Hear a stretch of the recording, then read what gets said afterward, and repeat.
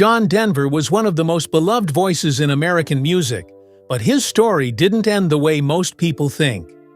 Behind the fame, behind the smiling performances, there were secrets, and the truth about his final moments has only now come to light. So, what really happened to John Denver? Join us as we uncover the mystery they never told you. Rocky Mountain Rise. John Denver was born as Henry John Deutschendorf Jr. on December 31, 1943, in Roswell, New Mexico. His father, Henry Sr., was a United States Air Force pilot, and his job meant the family had to move often. As a result, John never stayed in one place for long. This constant relocation made it hard for him to make close friends, and he grew up feeling like an outsider in many places. His father was strict, disciplined, and very focused on military values. Their relationship was often cold and distant. John admired his father, but also felt intimidated by him. His home life was not abusive, but it was emotionally difficult. This kind of environment shaped John into a quiet, shy, and sensitive boy who often turned inward.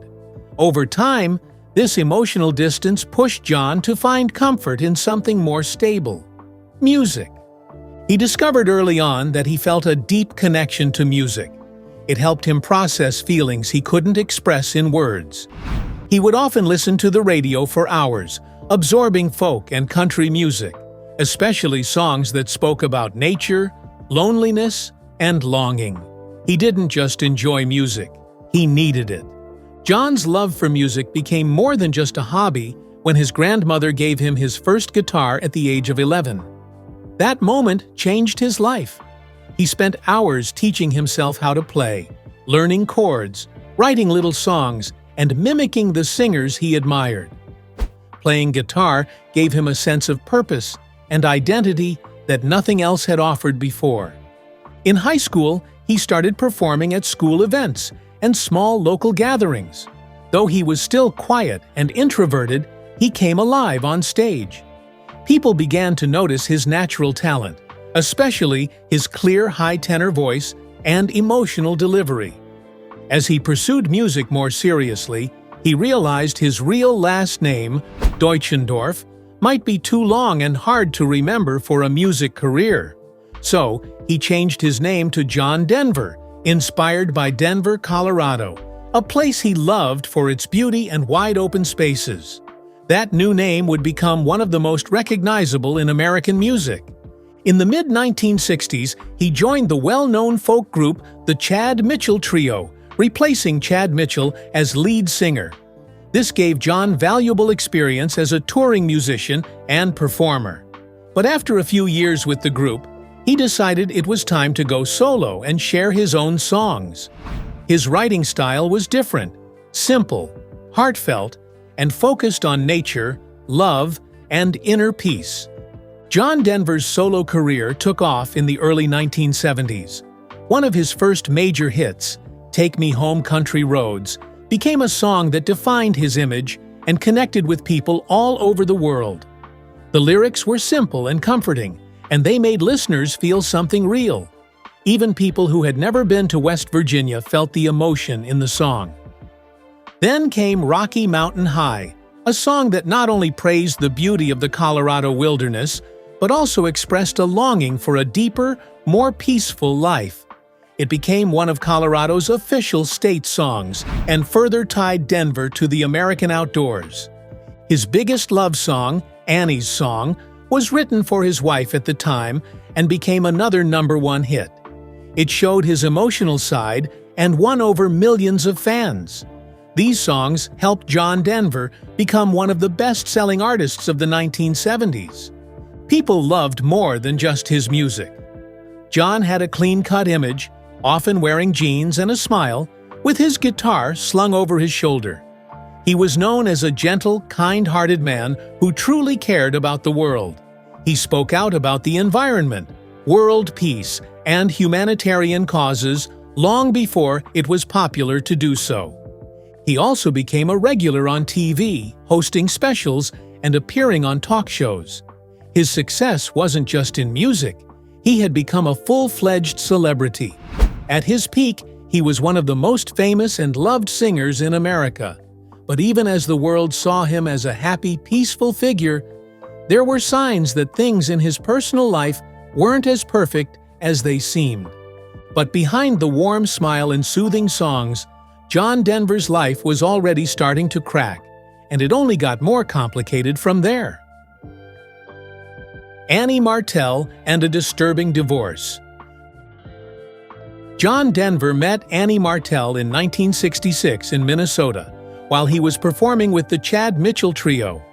Annie was a college student from St. Peter, Minnesota, and John was still working to make a name for himself in the music world. Despite coming from different backgrounds, they connected quickly. Their relationship started out sweet and simple, and they married just a year later, in 1967. At that time, Denver was starting to write his own songs and move toward a solo career. Annie was by his side through the early uncertain years. Their love story became part of his public image. Fans saw them as a grounded, loving couple trying to build a life together as John's fame started to grow. She was with him when he was unknown, and she stayed through the rise to stardom. As Denver's career took off, Annie often stayed in the background, out of the spotlight. She wasn't interested in fame, but her quiet presence became an important anchor for John during the whirlwind of success that followed. At least on the outside, they looked like a perfect match. In 1974, John wrote what would become one of his biggest hits, Annie's Song. He claimed to have written it in just 10 minutes while riding a ski lift in Aspen, Colorado, after an argument with Annie. He said the beauty of the mountains and his love for her hit him all at once, and the song just flowed out of him. It was a deep and emotional expression of love. The song became a global hit, reaching #1 on the Billboard charts. It was played at weddings and on radio stations around the world and became one of the most recognizable love songs of the decade. To fans, it seemed like proof of the couple's deep connection. The public loved the idea of John and Annie as a romantic, artistic couple. They were featured in magazines and TV interviews, smiling and supporting each other. Fans believed they had a storybook relationship, a famous musician and his devoted wife living a peaceful life in the mountains. But behind that image, things weren't as perfect as they looked. As Denver's fame continued to grow, the couple started to feel the pressure. John was always on the road, performing in cities across the country and around the world. The constant touring and long periods apart began to take a toll.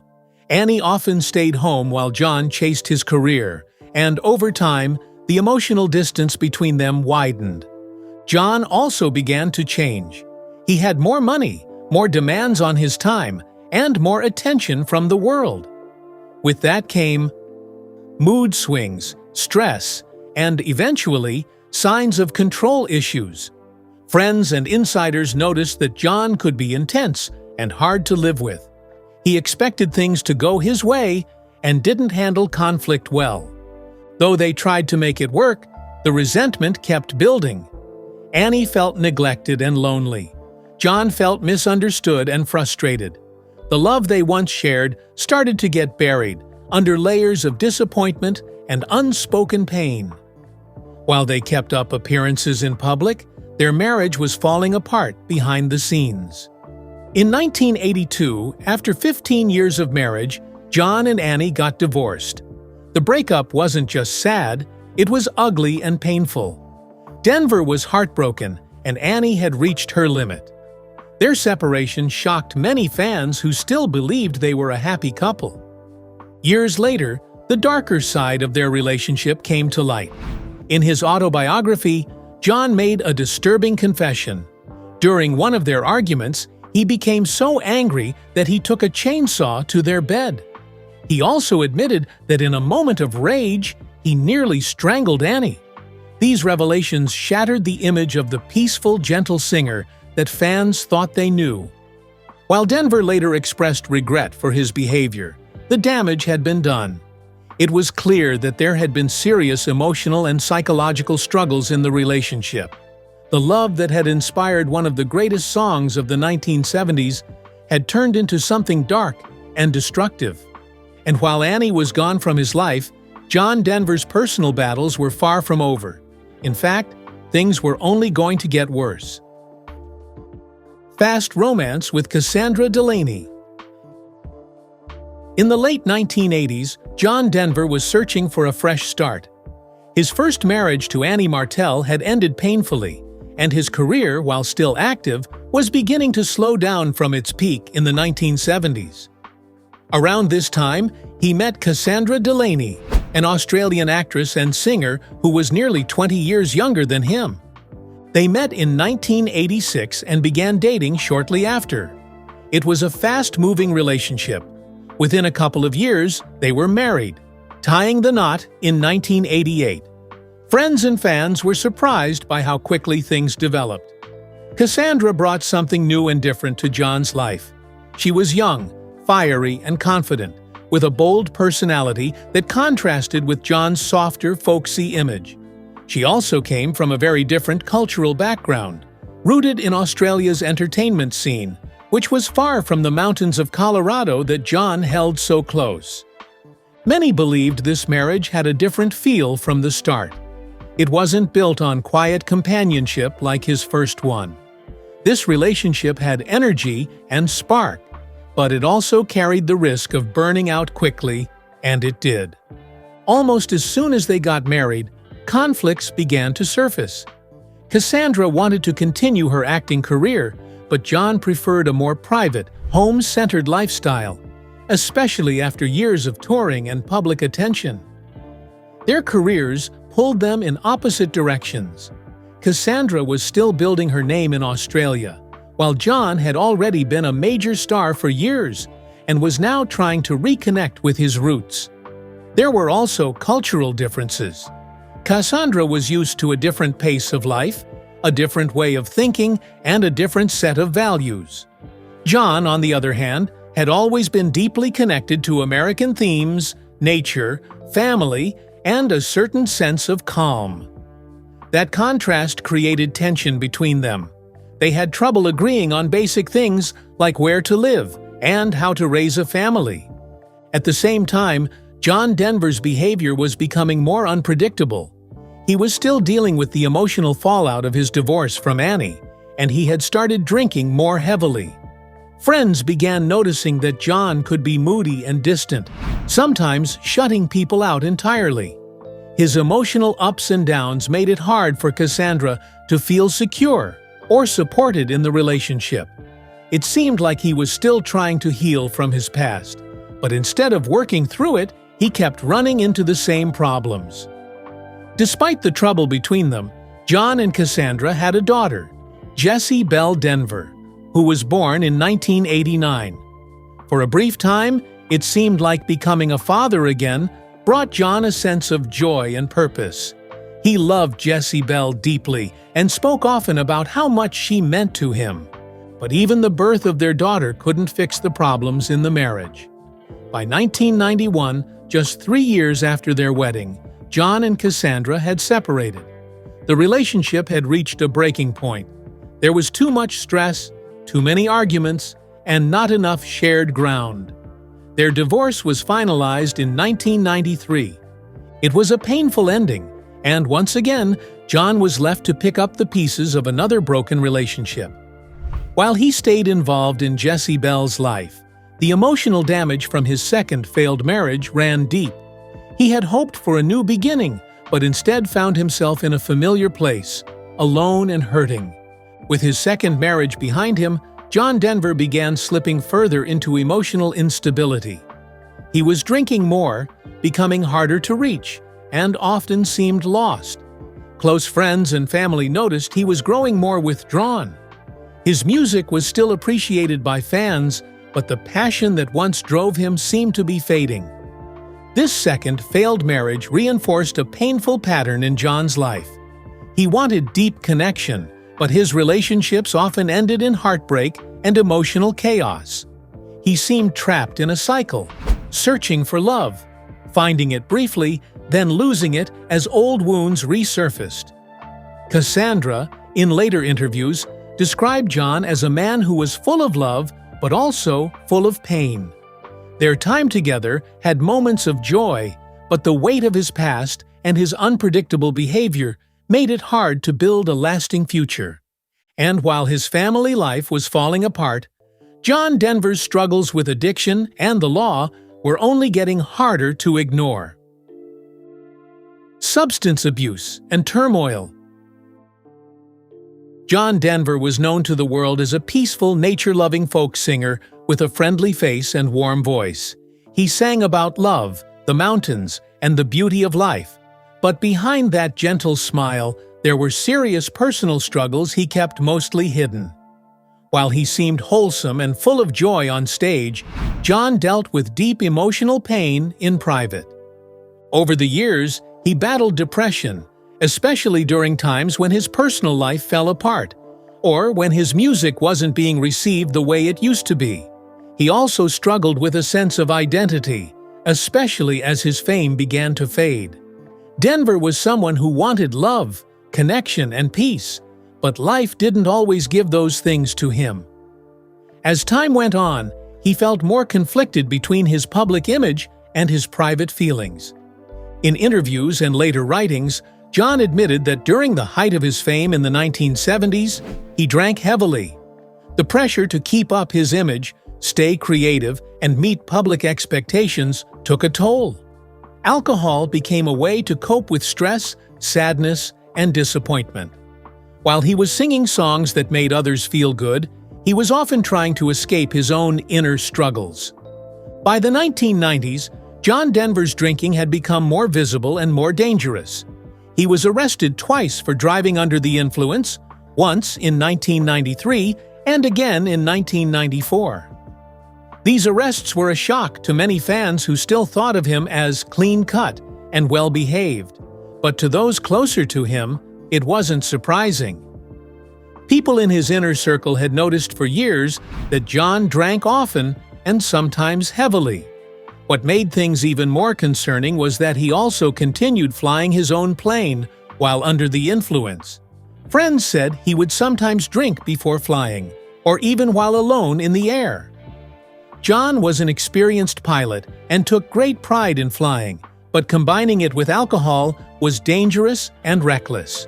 Even after his DUI arrests, he denied having a serious problem.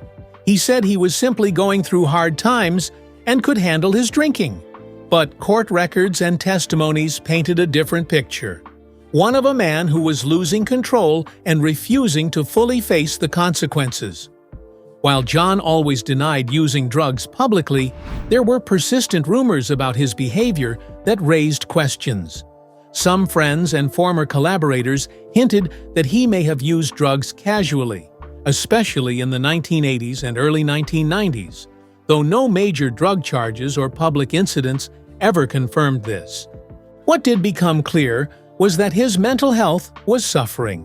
In his final years, people around him noticed signs of emotional instability, such as sudden mood changes, bursts of anger, and times of deep sadness. He could be warm and open one moment, then distant and irritable the next. This sharp contrast confused many people and made him hard to work with. It was also difficult to reconcile this version of John with the man who had once stood for peace, simplicity, and love. The public saw him as a symbol of harmony with nature, but privately, he was often restless, frustrated, and lost. These two versions of him, the public icon and the private struggler, seemed more and more disconnected as the years went on. As John's personal problems grew, his career began to decline. By the late 1980s and early 1990s, he was no longer releasing chart-topping albums. His sound, rooted in 1970s folk and country pop, was considered outdated by the new generation of listeners. Though he still had loyal fans and toured occasionally, he struggled to stay relevant in a changing music world. Though he continued to perform and remained proud of his past, the light in John Denver had dimmed. Fame had given him love and admiration, but it had also come with pressure, emotional wounds, and habits that slowly pulled him down. Trouble with the law. For many years, John Denver was seen as one of the most wholesome figures in American music. His songs were peaceful, his public image was friendly, and he stood for love, nature, and harmony. But during the 1990s, that image began to fall apart. Behind the scenes, Denver was dealing with legal problems that were tied to alcohol abuse, reckless decisions, and defiance of authority, choices that deeply concerned those close to him. John Denver's troubles with the law became public in the early 1990s. He was arrested for driving under the influence twice, first in 1993 and again in 1994.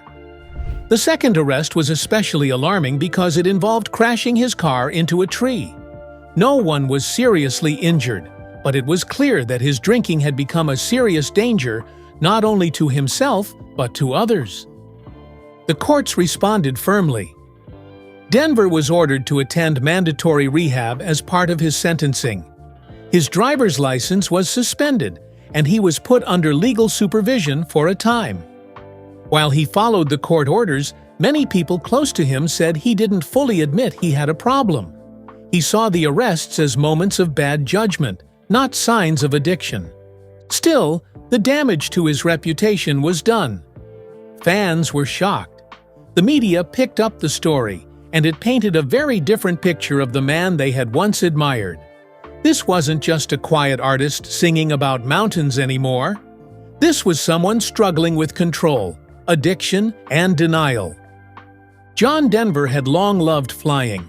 Being a pilot was one of his greatest passions, and he owned several small aircraft over the years. But his legal troubles caused serious concerns with the Federal Aviation Administration. After his DUI arrests, the FAA refused to renew his pilot's license, citing both his drinking history and concerns about his overall mental stability. Despite this, John continued to fly privately. He found legal and technical ways to circumvent the restrictions, often using aircraft that didn't require full FAA certification or flying under categories that allowed for more leniency. In other words, he was getting around the rules, and he knew it. This behavior alarmed many of his friends and family members. People close to him warned him to stop flying, especially when they saw how much he had been drinking and how emotionally unstable he could be at times. But John refused to listen. He insisted that flying was part of who he was. He once told a friend that he needed to fly to feel free. His love for flying wasn't just a hobby, it had become an escape. Unfortunately, that escape also became a dangerous pattern of risk-taking, fueled by a refusal to face the seriousness of his situation. The same man who once promoted peace and responsibility was now pushing limits and making unsafe choices. But that dangerous mix of risk and denial would come to a final, tragic end in the air. And what investigators found later would raise even more disturbing questions. Denver's fatal flight. On the afternoon of October 12, 1997, John Denver took off for what was supposed to be a short and routine solo flight. He was flying an experimental aircraft from Monterey Bay, California. This was a small, lightweight, home-built plane known for its sleek design and unique shape. But it wasn't easy to fly, and it came with safety warnings from the FAA. Denver did not file a flight plan. That wasn't illegal for this kind of flight, but it showed how casually he approached this trip. Even more troubling, he wasn't legally allowed to fly. His pilot's license had been suspended due to his past DUI arrests and his refusal to submit to alcohol tests. He was also flying with very little fuel. Investigators later said that the plane had less than half the amount needed for a safe flight. Denver had planned to fly briefly and then refuel. But the plane's fuel system was complicated, and switching between tanks in midair wasn't easy. John had recently completed a stint in rehab. He was trying to get his life back together. Friends said he had been in better spirits and had been focusing on music again.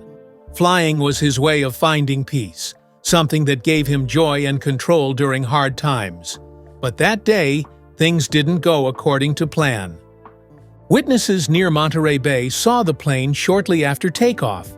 They reported that it looked like Denver was struggling to maintain control. The plane appeared to make sharp turns, and at one point it descended suddenly, then pulled back up. This behavior suggested something was wrong, either with the plane or the pilot. Then, the aircraft plunged into the Pacific Ocean. It crashed about 150 to 200 yards offshore. Rescue teams arrived quickly, but there was no sign of life. The plane had broken apart on impact, and Denver was killed instantly. Because of the force of the crash, it was difficult to identify the body at first. It took a fingerprint match to confirm that it was indeed John Denver. He was 53 years old. News of his death spread fast. Fans across the world were shocked and heartbroken. For many, it felt like the end of an era. But soon after the initial sadness came a wave of questions. How could someone with so much flying experience die in a crash like this? At first, the media focused on the most obvious explanation: pilot error. Denver wasn't licensed at the time. He hadn't filed a flight plan, and the aircraft was known to be tricky to operate. That alone seemed like enough to explain what went wrong. But then other speculations started to surface. Some suggested that Denver might have been intoxicated, despite having finished rehab just weeks earlier. Others whispered that it could have been intentional, pointing to his history of depression, 2 failed marriages, and the decline of his career. However, no solid evidence backed up those theories. Toxicology tests showed no alcohol or drugs in his system at the time of the crash. And while Denver had been through emotional struggles, his behavior in the days before the flight didn't suggest he would intentionally crash. He had been writing new music, spending time with his daughter, and trying to move forward. Still, there were questions that only a formal investigation could answer, and the National Transportation Safety Board took the case seriously. The disturbing truth. The NTSB's investigation took several months. When the final report was released, it provided clear and detailed findings about the crash, and it painted a troubling picture of mechanical design flaws, poor decisions, and a tragic accident. The most important detail was about the fuel system. This specific aircraft had a manual fuel tank selector switch that was located behind the pilot's left shoulder. To reach it, the pilot had to turn around and twist awkwardly, even while flying. It was a design issue that had been flagged before. On that day, Denver was flying on one tank, which was running low. Investigators believed that he tried to switch to the other tank mid-flight, but because of the difficult placement of the switch, he lost control of the plane while reaching for it. Another problem was that the fuel gauge was not visible from the cockpit. Denver couldn't easily check how much fuel was left. The FAA had previously warned about the dangers of this setup, but no changes had been made. So while Denver made some poor choices, like flying without a license and not checking fuel properly, the main cause of the crash was a mechanical flaw in the aircraft's design. It was an accident, not a deliberate act or a result of intoxication. The NTSB's report cleared up many rumors but didn't make the loss any easier. John Denver's passion for flying had ultimately put him in a dangerous situation he couldn't get out of. In the end, it wasn't his drinking or a personal crisis that killed him. It was a mix of risky design, bad timing, and a desperate mid-air decision. If you found this story eye-opening, make sure to like, subscribe, and hit the bell so you don't miss more videos on the real stories behind the headlines.